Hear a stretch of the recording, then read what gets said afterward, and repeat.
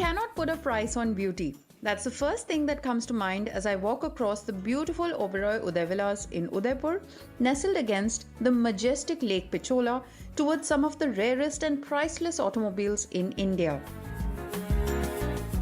A special occasion deserves special celebrations, right? The Oberoi Group, founded in 1934, celebrates 90 years of impeccable hospitality, not only in India but across the globe. So what better way to celebrate this milestone than amongst these gorgeous vintage and classic cars restored impeccably, and they tell us a tale of a beautiful era gone by.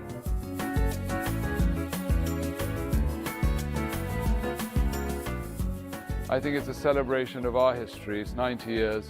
Some of these cars are more than 100 years old, but these are really very, very special cars, and our history equally reflects many periods when the company went through many ups and downs, and today we're here in a position really to enjoy that, and we've come a long way, so why not do a nice show like this?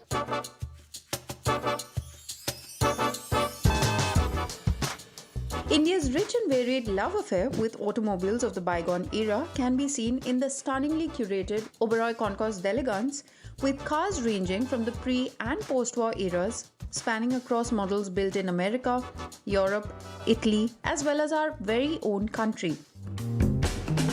For any car enthusiast, this is one of the most prestigious competitions to participate in, with globally renowned and distinguished judges ranging from auto historians, collectors, motorsport legends, and even the British royal family called in to scrutinize the automobiles on various parameters. We are surrounded about all sorts of cars here. Also the Rolls-Royces and the Bentley of the Maharajas in this time. But I have been amazed by the quality of the restoration of those cars. Here you have all the qualities to compete with Pebble Beach, Villa d'Este and others. I'm standing with the oldest show car here at the Oberoi Concours. This is a 104-year-old Packard limousine, which was popular for making the very first production V12 engine.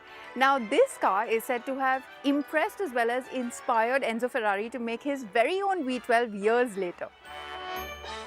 This Packard 7 Twin 6 335 is a long wheelbase variant that could ferry 7 passengers and is believed to be the very first American V12 to come to India. This car was brought back to its original shape in 2018 and is now owned by Amal Tanna, founder of Rolling Art. Our very own Indian royals' love affair with cars can be seen in the spectacular category dedicated to limousines, saloons, and a drop head coupe, a Rolls-Royce previously owned by the late Maharaja of Mysore.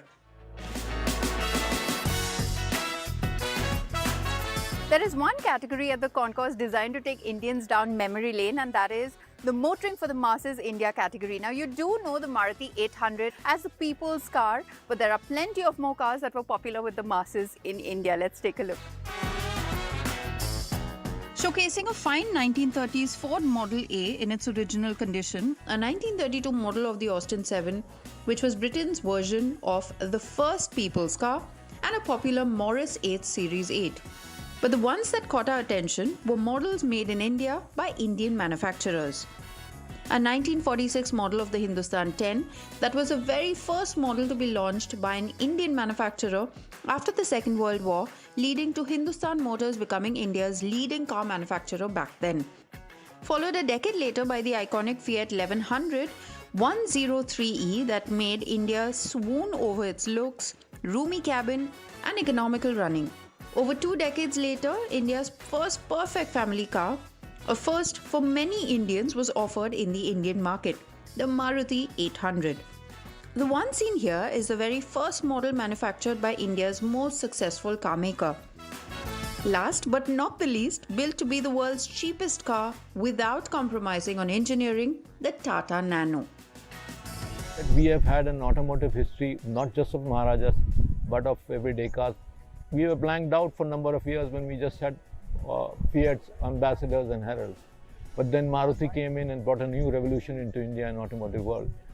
And before that, there were some cars which were used by common people, were used by doctors, by everyday commute. And a lot of people had these cars which are the lowest price cars of that era. So if you collected the lowest price cars of the era, and significantly the Nano is an outstanding example of that. Mr. Ratan Tata's vision and dream was to create a car for the people of India, and which he did. The Oberoi Concours allows me to visit some spectacular machines right here in Udaipur, like this legendary BMW 328, which has been flown in specially from BMW's Munich Museum. Now, this has been the most successful sports car of the 1930s. On its debut outing at Nürburgring, it outclassed its supercharged rivals, and then on, there was no stopping its racing DNA, with the car bagging wins at multiple prestigious motor racing events like the Alpine Rally, Mille Miglia, RAC Rally, and even came 5th overall and first in class in 24 Hours of Le Mans in 1939. With only 464 production models ever made, this BMW 328 is one of the most sought after items on the collector's market today in the world.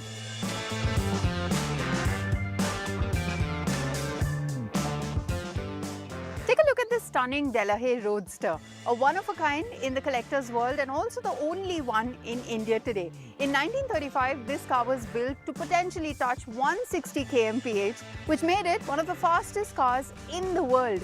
Incredible, isn't it? The veteran vintage category showcased some interesting two-wheeler marvels, the oldest dating back to 112 years. This 623cc Indian light twin could offer a maximum of 5 horsepower. Remember, this was back in 1912. At present, it is owned by Subodhnath and has undergone yet another set of restoration, as you can imagine. It's also the recipient of the Best of Show at the Cartier Travel with Style Concours in Mumbai back in 2013.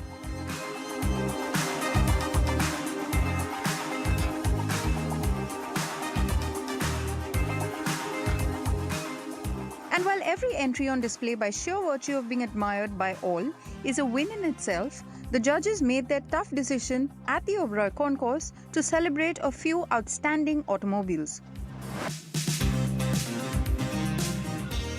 The rebuilding is very nice. The men make a good job to prepare this bike. So I'm happy that bike win everything. The bike is the best in the show today.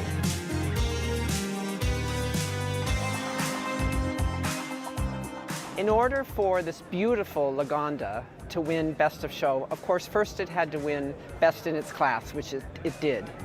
Now, a Lagonda in the day, in the 30s, was a fantastic combination of amazing engineering, a fast car, a car that could race, and also a beautiful coach-built automobile that you could really drive up in front of any luxury hotel and be very proud to get out of.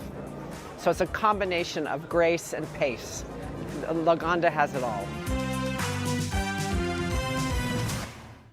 Hope you enjoyed the sights and sounds from the inaugural Oberoi Concours d'Elegance. We'll be back next week with an equally exciting show.